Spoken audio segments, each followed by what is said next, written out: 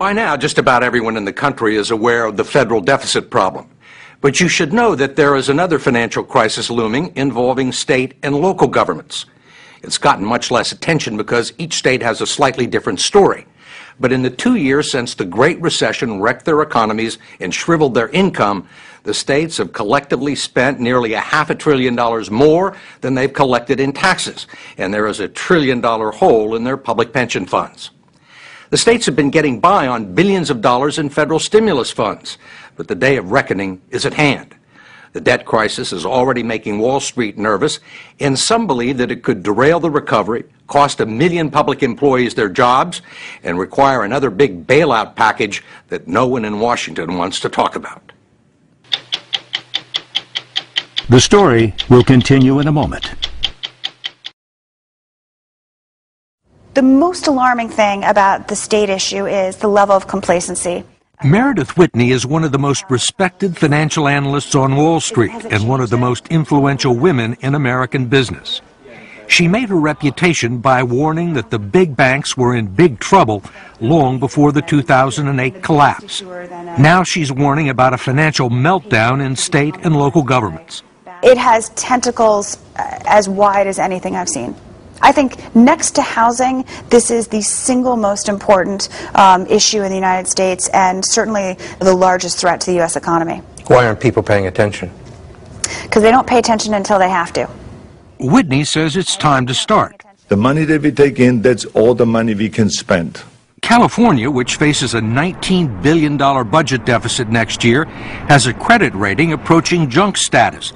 It now spends more money on public employee pensions than it does on the state university system, which had to increase tuition by 32%. Arizona is so desperate it sold off the state capitol, Supreme Court building, and legislative chambers to a group of investors, and now leases the buildings from their new owner. The state also eliminated Medicaid funding for most organ transplants. Then there's New Jersey. It had the highest taxes in the country, a $10 billion deficit, and a depressed economy when first-year Governor Chris Christie took office. But after looking at the books, he decided to walk away from a long-planned and much-needed project with New York and the federal government to build a rail tunnel into Manhattan. It would have helped the economy and given employment to 6,000 construction workers. Lots of jobs. Yeah. I'd cancel it. I mean, listen, the bottom line is, I don't have the money. And you know what? I can't pay people for those jobs if I don't have the money to pay them.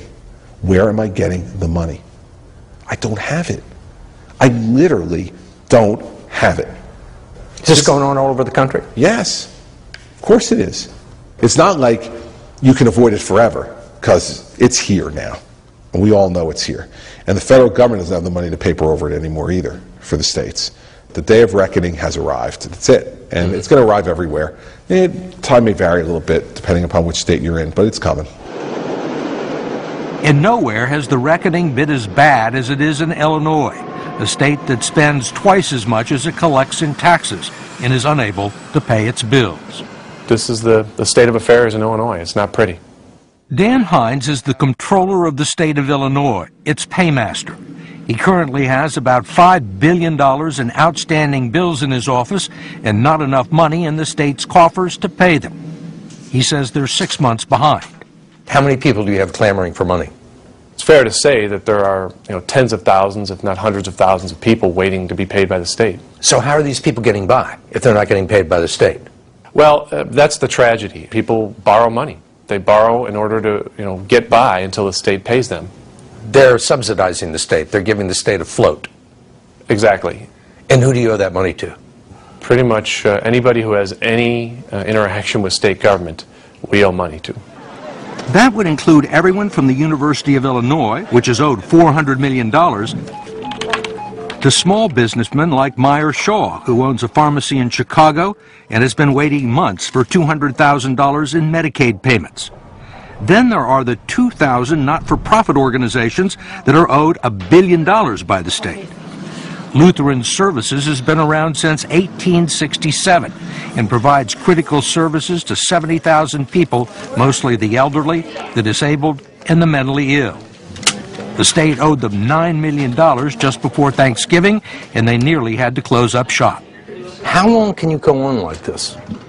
Well, we wonder that too, because we really don't know. Reverend Denver Bittner is the president of Lutheran Services. He says they were forced to tap their entire line of credit and all their cash reserves before the state would finally pay them as a hardship case. It has to be that you've sold off all of your assets.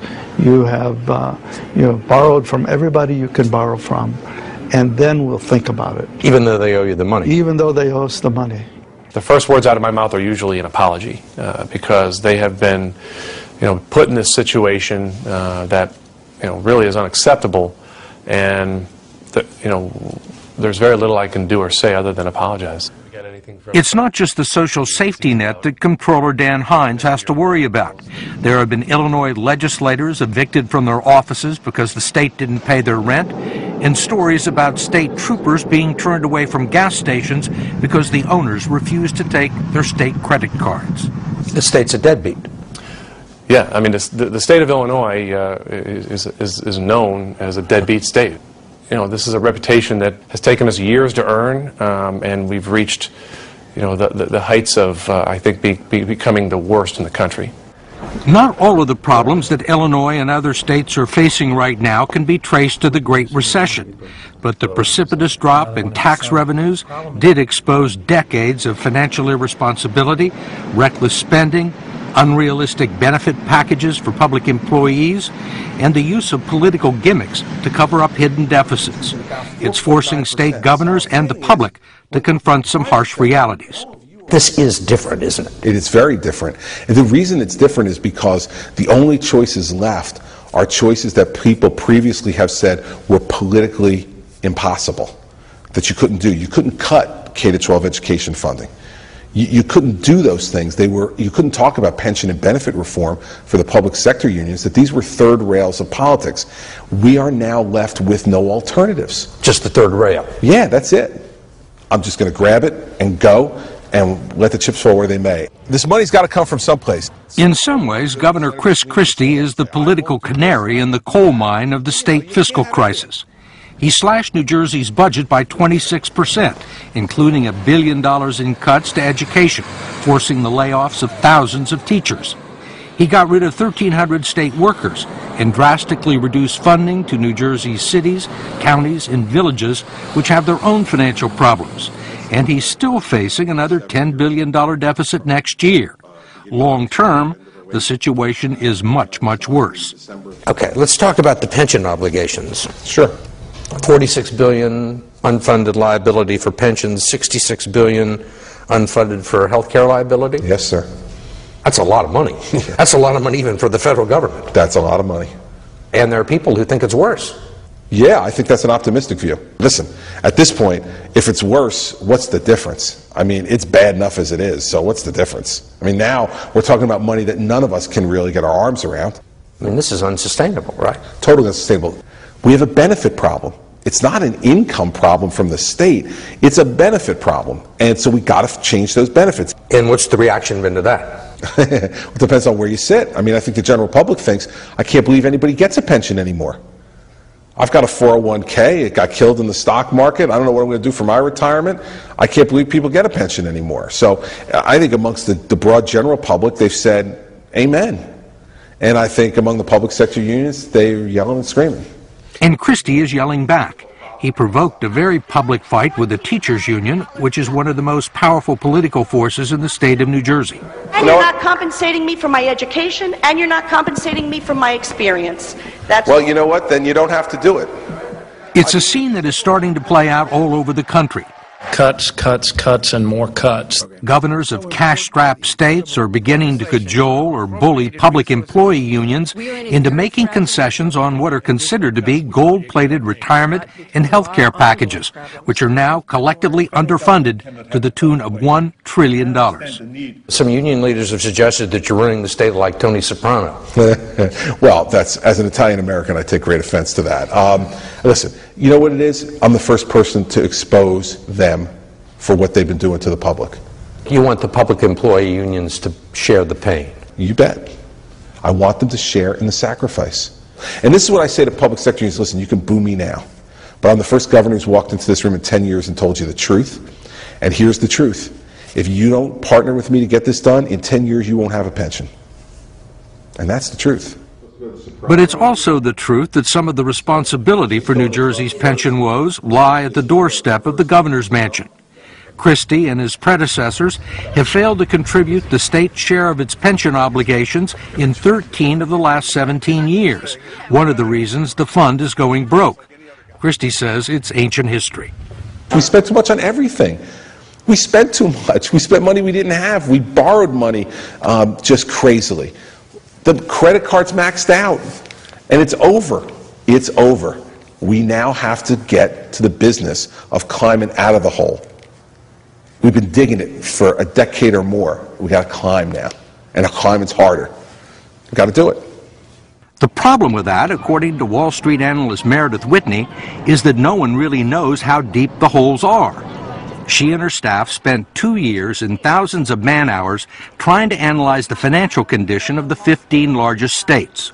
She wanted to find out if they would be able to pay back the money they borrowed and what kind of a risk they pose to the $3 trillion municipal bond market, where state and local governments go to finance their schools, highways, and other projects. How accurate is the financial information that's public on the states and municipalities? The lack of transparency with the state disclosure is the worst I have ever seen.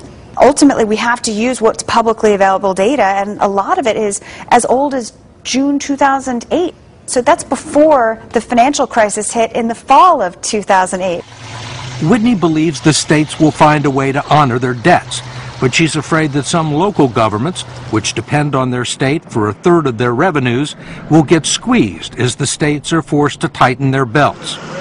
She's convinced that some cities and counties will be unable to meet their obligations to municipal bondholders who finance their debt. Earlier this year, the state of Pennsylvania had to rescue the city of Harrisburg, its capital, from defaulting on hundreds of millions of dollars in debt for an incinerator project. There's not a doubt in my mind that you will see a spate of municipal bond defaults. How many is a spate? You could see 50 sizable defaults, 50 to 100 sizable defaults, more. This will amount to hundreds of billions of dollars worth of defaults. Municipal bonds have long been considered to be among the safest investments, bought by small investors saving for retirement and held in huge numbers by big banks. Even a few defaults could affect the entire market. Right now, the big bond rating agencies like Standard & Poor's and Moody's, who got everything wrong in the housing collapse, say there's no cause for concern, but Meredith Whitney doesn't believe it. When individual investors look to people that are supposed to know better, they're patted on the head and told it's not something you need to worry about, when it'll be something to worry about within the next 12 months. 12 months? 12 months. No one is talking about it now, but the big test will come this spring. That's when $160 billion in federal stimulus money that's helped states and local governments limp through the Great Recession will run out. The states are going to need more cash and will almost certainly ask for another bailout. Only this time, there are no guarantees that Washington will ride to the rescue.